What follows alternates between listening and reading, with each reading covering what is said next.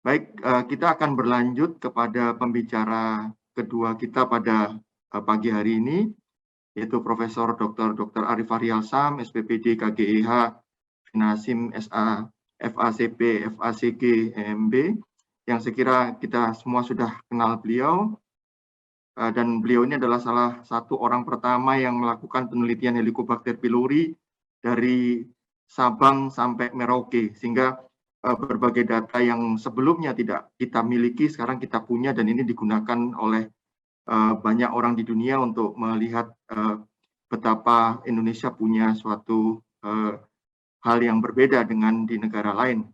Prof. Ari akan menyampaikan topik mengenai Helicobacter pylori infection in Indonesia, what is our uniqueness, dan how to manage.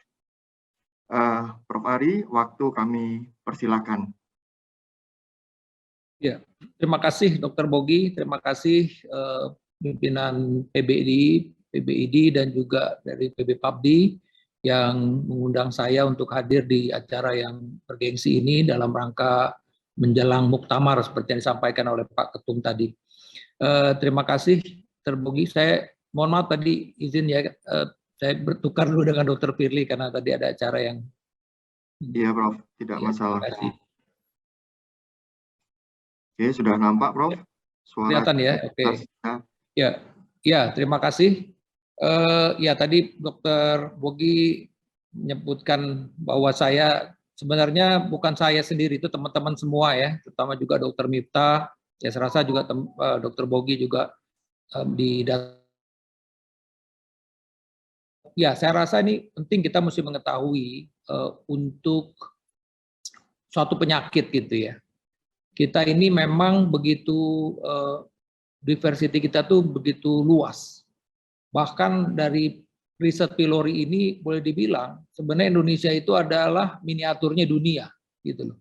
Karena apa? Berbagai macam bangsa ternyata pernah lewat di Indonesia ini dengan pylori ini. Ini hanya satu hal yang artinya menggugah kita sebenarnya ya, bagaimana sebenarnya hal yang menarik lagi untuk teman-teman yang lain, untuk bidang yang lain, untuk melakukan eksplorasi terhadap kekayaan dalam tanda petik ya, kekayaan penyakit yang ada di kita ini. Ya, saya terus terang saja kita beruntung ya waktu itu bahwa penemu dari Helicobacter pylori ini, ya, Barry Marshall sempat mampir di FKUI di bulan Maret 2016. Alhamdulillah saat itu adalah dalam tanda petik ya, sudah ada data yang kita pertontonkan juga ke beliau gitu. Jadi ini kan artinya bahwa kita juga tunjukkan kepada beliau bahwa kita Indonesia ini, terus terang bukan data FKUI, Indonesia sudah punya data-data mengenai Helicobacter pylori ini. Dan kebetulan memang Profesor Barry Marshall ini juga temannya Profesor Ajis Rani ya, sebelum beliau mendapat Nobel ya, jadi artinya ini poin positif sebenarnya kita untuk approach masalah ini. Nah, kita mulai dengan satu endoskopi di sini. Saya ingin tunjukkan bahwa pasien bisa saja datang dengan muntah darah, kemudian kita lakukan endoskopi ya, ternyata kita dapatkan ulkus duodenum. Nah, ketika ada ulkus duodenum seperti ini, maka seorang endoskopis, ya, para gastroenterologis atau dokter penyakit dalam dengan endoskopi ini akan langsung berpikir bahwa kemungkinan besar penyebab dari ulkus duodenum yang menyebabkan perdarahan ini adalah kuman Helicobacter pylori. Sama seperti pada kasus ini, bahwa penyebab daripada bleeding yang akhirnya terjadi ulkus seperti ini karena kuman Helicobacter pylori. Selain pasien datang tadi saya bilang bisa muntah darah, bisa sakit mah. Nah ini mesti saya sampaikan ya, bahwa penemuan kuman Helicobacter pylori oleh Dr. Profesor Barry Marshall itu akhirnya kita mesti bilang jangan cepat-cepat teman-teman bilang orang sakit mah itu karena pikiran, jangan. Ya, data kami 20%, jadi 1 dari 5 orang sakit mah di Indonesia itu karena ada kuman di dalam lambungnya. Jadi hati-hati sekali kalau kita langsung bilang, ibu pikiran, jangan. Pastikan dulu ada kuman apa enggak di dalam tubuhnya. Karena kalau itu ada kuman, in the future bisa saja dia mengalami gastric cancer. Nah ini yang kita mesti pahami. Walaupun nanti akan menunjukkan beberapa data, tergantung juga dari jenis strain dari pylori yang ada tersebut. Ya. Nah, ini kasus yang tadi disebutkan oleh bahwa kami memang keliling dunia ya, keliling Indonesia dari Sabang, Aceh sampai dengan Merauke untuk melakukan penelitian ini gitu ya. Nah, ini beberapa kasus-kasus yang kita temukan pada saat kita keliling tersebut begitu ya. Ada menemukan apa namanya gastric cancer, kemudian kuman Helicobacter pylori. Nah, saya sampaikan sebenarnya, nah ini tadi kita berharap bahwa memang pakar-pakar kita itu juga terlibat di tingkat regional, ya, ya karena sejatinya mestinya demikian, gitu ya. Indonesia ini negara besar, jadi kalau kita tidak ikut di dalam konsensus regional itu salah tuh pada kita, gitu loh. Kenapa kok kita tidak perform untuk hal tersebut? Nah, ini saya sampaikan, alhamdulillah ya guru kita ini Prof. Ajis Rani ini sudah terlibat nih di dalam penyusunan second Asia Pasifik. Ini kebetulan juga saya sempat di tahun 2015 ikut juga menyusun konsensus untuk tingkat ASEAN. Jadi saya berharap juga ini kebetulan ada ini sih kita harus tadi itu kita mesti ikut di dalam apa namanya konsensus maupun riset-riset regional. Ya, karena Indonesia ini negara besar, mestinya kita juga punya pakar-pakar untuk hal tersebut. Nah, ini tadi saya sebutkan tadi bahwa kami keliling Indonesia ya selama 3 sampai 4 tahun dengan orangnya sama, dalam hal ini ya memang dominasinya adalah saya yang melakukan endoskopi tersebut, tentu dibantu oleh teman-teman yang ada di Aceh, tentu teman-teman yang ada di Aceh, kemudian di Medan teman-teman yang ada di Medan, di Palembang teman-teman ada Palembang, yang di Padang juga teman di Padang, ya kemudian kita di misalnya ketika memang itu tidak ada alat endoskopinya, kita bawa alat endoskopi sendiri, ya seperti misalnya di Pangururan di Pulau Samosir, tentu dibantu oleh teman-teman yang dari Medan misal, ya ini contohnya. Oke, ya. Nah, ini data pertama yang muncul di tahun 2015. Jadi kita sudah dapat data, ya, bahwa ini adalah satu hal yang menarik di sini, ya, bahwa, nah ini saya sampaikan, ini Dr. Miftah Zuhur ini sekarang sudah PhD dan saat ini menjadi Wakil Rektor 3. Nah, kebetulan di awal ini memang beliau sedang mengambil PhD di OITA. Nah, ini kebetulan Profesor Yamaoka ini kontributor kita. Nah, ini data-data publikasi pertama kita ya, di Gut Pathogen ya. Nah, di sini kita udah mulai bilang bahwa ternyata Indonesia itu dengan low rate infection. Karena kalau di Jepang itu 60%, ya di China itu juga kira-kira 40-50% misalnya gitu ya, di beberapa negara Eropa bahkan sampai 70% misalnya. Tapi memang ras Melayu termasuk kita dan juga di Malaysia itu menunjukkan data yang rendah. Dan kita juga low incident of gastric cancer. Dan ini sudah mulai terungkap di sini bahwa ternyata memang berhubungan dengan strain-nya. Nah, saya sampaikan apa yang kami kerjakan ini ya, jadi kita ya keliling tadi yang saya bilang, kita biopsi ya.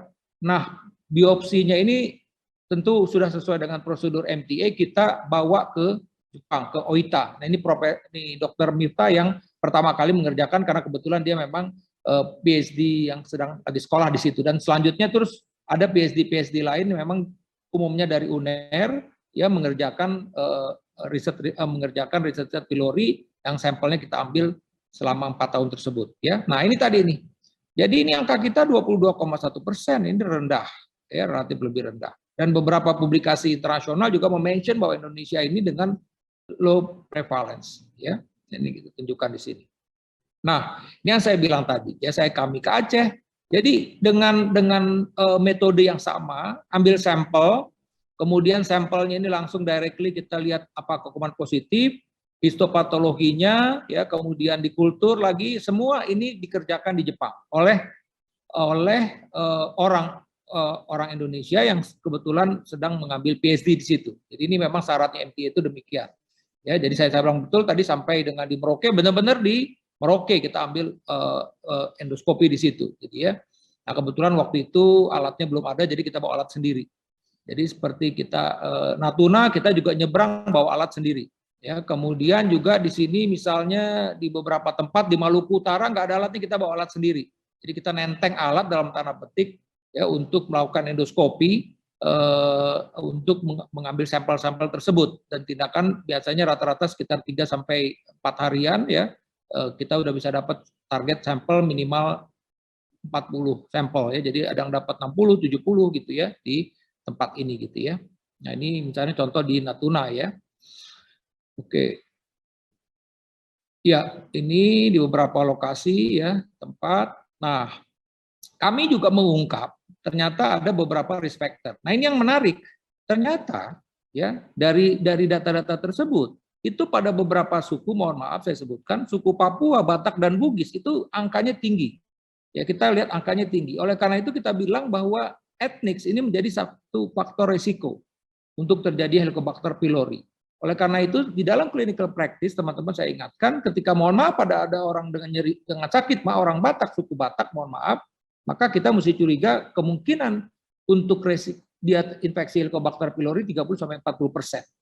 Begitupun ketika kita ini orang Bugis, demikian ya.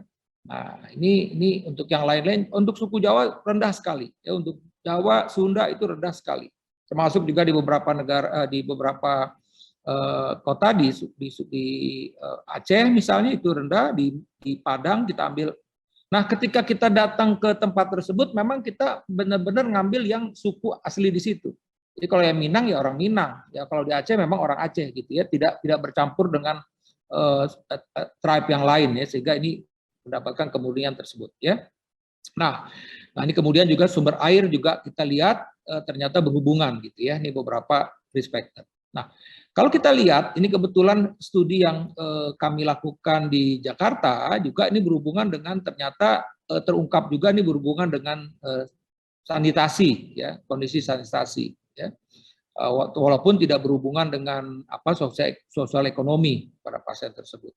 Nah, ini kita ungkap bagaimana sih hubungannya dengan gastric cancer. Ya, saya sebutkan tadi bahwa kita sudah punya data ini kebetulan yang memang ditampilkan pada Helicobacter pylori Management in Asia, ini kebetulan Profesor Macha, ini juga rekan kita ya, yang memang minat di bidang pylori ini. Memang saya sebutkan di sini bahwa angka kejadian dari gastric cancer kita itu memang relatif lebih rendah ya berdasarkan tempat yang lain. Kita beruntung di sini ya. Bahkan Malaysia 9,8, Vietnam ini luar biasa tingginya ya. Ini contoh-contohnya. Dan ini konsisten juga nih beberapa studi yang kita lakukan, beberapa saya sudah punya beberapa studi, termasuk di sini ada Profesor Gontar dari Medan juga ya, menunjukkan lebih kurang sama. Nah, tadi saya sebutkan bahwa mengenai virulensnya tadi ternyata memang relatif tidak virulens dibandingkan dengan strain-strain yang ditemukan di negara-negara lain ya.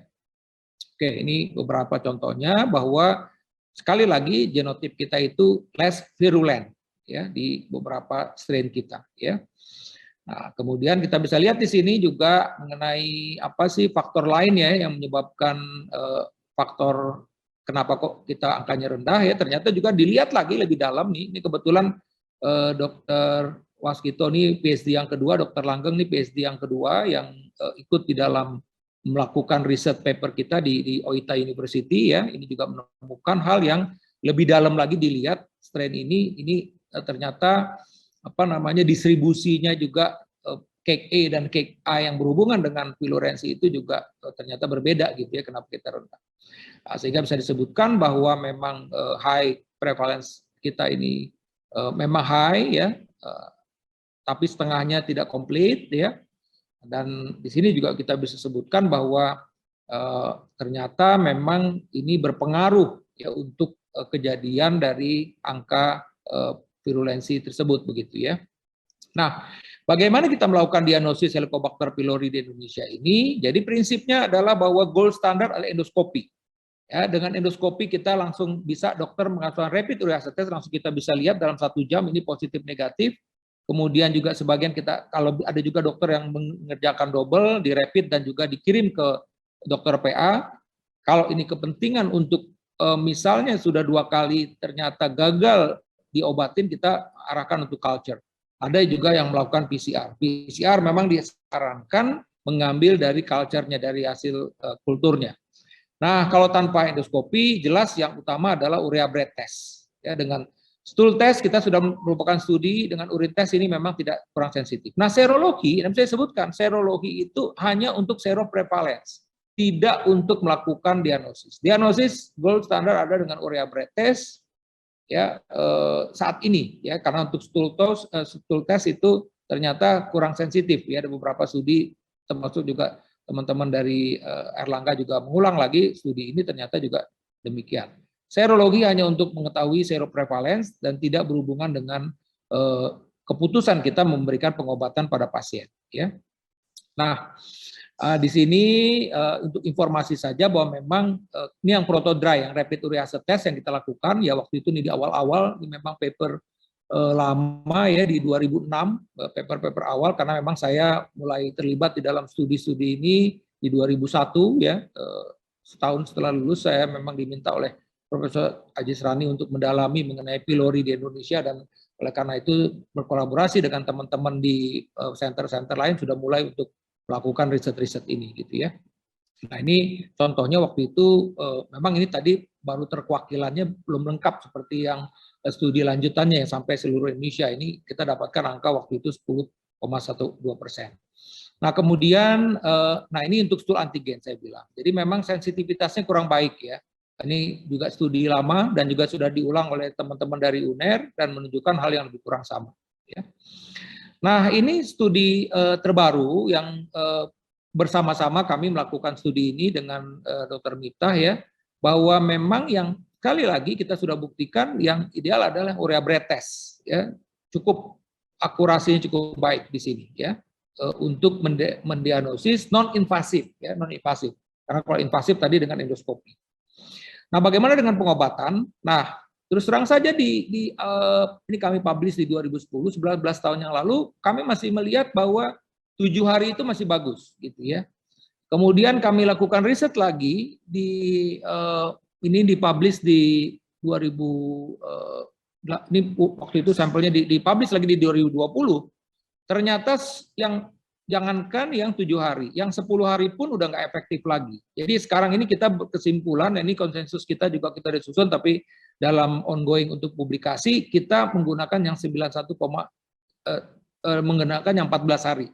Jadi basic pengobatan kita ya itu 14 hari, kemudian triple terapi, kebetulan studi ini menggunakan rabeprazol, jadi amoxicillin 2 kali 1 gram, clarithromycin 2 kali 500 dengan PPI ya, 2 double dose. Jadi kalau rabeprazol ini 2 kali 20. Kebetulan studi ini menggunakan rabeprazol 2 kali 20 mg. Nah, ini mudah-mudahan juga ada studi lain yang apakah 14 hari ini konsisten atau tidak untuk pasien-pasien kita ya. Oke, nah di dalam studi kami ini juga kami melakukan lihat MO resistensi. Ternyata di sini memang yang menarik bahwa kita masih cukup bagus ya, artinya dengan clarithromycin itu angkanya hanya sekitar 9,1%. Tapi metronidazole kita ini sudah tinggi, levofloxacin sudah tinggi. Jadi teman-teman juga mesti hati-hati di dalam mengobati ini, tetap base-nya triple terapi kita masih cukup efektif ya saat ini nih ya. Tentu ini kan perlu kita update lagi tentu datanya. Ini karena data sekitar kita sampling 5 tahun, 6 tahun yang lalu gitu. Ini kan riset kami itu lakukan 6 sampai 7 tahun yang lalu gitu ya. Oke, nah dalam studi lain yang juga kita lakukan secara bersama-sama ya, kita dapatkan nih, jadi kita kan udah jelas tadi saya sebutkan bahwa angka metronidazole kita tinggi, levofloxacin kita tinggi ya. Nah, ini ada hal yang menarik nih bahwa purozolidin, rifabutin dan citalopram ini merupakan yang kira-kira bisa dipertimbangkan. Walaupun tetap ini harus dengan riset terlebih dahulu, ini saya sampaikan kepada teman-teman sekalian. Artinya bahwa ini harus kita follow up, apakah dengan kondisi high metronidazole dan levofloxacin resisten untuk Indonesia, ya ini sekali lagi ini paper-paper ini publish di jurnal-jurnal internasional, sehingga juga diketahui oleh penduduk dunia yang lain bagaimana kondisi kita gitu ya. Dan ini tadi nih cukup menjanjikan. Jadi memang ke depan kita berharap ada peneliti-peneliti lain juga yang berminat untuk melakukan riset studi pylorinya dengan menggunakan agent ini. Karena ini dari hasil pemeriksaan ini menunjukkan bahwa ini cukup efektif in the future tentunya. Ya. Jadi untuk sementara tadi kita bisa menggunakan triple terapi. Nah, ini untuk informasi lagi kepada teman-teman sekalian, sekali lagi bahwa memang studi terakhir ini pun juga mention bahwa kita alhamdulillah masih satu negara dengan low risk gastric cancer ya. Tapi tetap saya sebutkan untuk beberapa etnik ini bisa jadi masalah tadi yang sebutkan tadi 3 etnik tadi Papua, ya, Bugis dengan apa namanya Batak, suku Batak itu mesti kita hati-hati ya karena ada kemungkinan memang tren peningkatan kasus pada kelompok-kelompok etnik tersebut. Demikian Dr. Bogi, waktu saya 20 menit. Ini sekali lagi saya ucapkan terima kasih atas kesempatan kami untuk menyampaikan informasi mengenai Helicobacter pylori, dan saya juga berharap teman-teman sejawat yang hadir pada kesempatan ini tetap memberikan perhatian pada penyakit ini. Saya sudah sebutkan tadi bahwa etnik merupakan suatu hal yang penting, mempengaruhi. Dan saya ada satu studi kami juga, ini kebetulan yang dikerjakan oleh PPDS kami, melakukan riset di Jakarta Utara, dan konsisten. Ternyata pada orang-orang, mohon maaf ini yang berlatar belakang etnis Batak dan Bugis itu positifnya itu ada di situ gitu ya. Kebetulan ini kami juga sudah buktikan hal tersebut nih ketika mereka tetap lahir dan besarnya di Sumatera Utara, ya, kemudian pindah ke Jakarta Utara, ternyata kumannya masih ada gitu ya, dibawa oleh yang bersangkutan. Kemudian tadi bahwa low gastric cancer kita ya karena less virulence ya, di strain ini ditemukan di Indonesia. Tadi beberapa informasi mengenai antibiotik resisten dan kemungkinan antibiotik yang kita bisa gunakan in the future tentu perlu dengan penelitian. Dan sekali lagi tetap karena kebetulan memang riset-riset ini yang molecular biology ini dilakukan di OITA, saya tetap punya mimpi bahwa mestinya ke depan ini bisa kita kerjakan di tempat kita. Ya, artinya riset-riset molekuler walaupun kita bisa kerjakan sebagian-sebagian, tapi kalau ada satu center yang didedikasikan untuk riset-riset pylori ini, ya tentunya ini merupakan harapan kami ke depan. Demikian teman-teman sejawat sekalian, saya rasa juga kami mengedukasi terus masyarakat pentingnya untuk aware terhadap masalah dispepsia dan keberadaan kuman Helicobacter pylori ini. Lebih dan kurangnya saya mohon maaf. Assalamualaikum warahmatullahi wabarakatuh.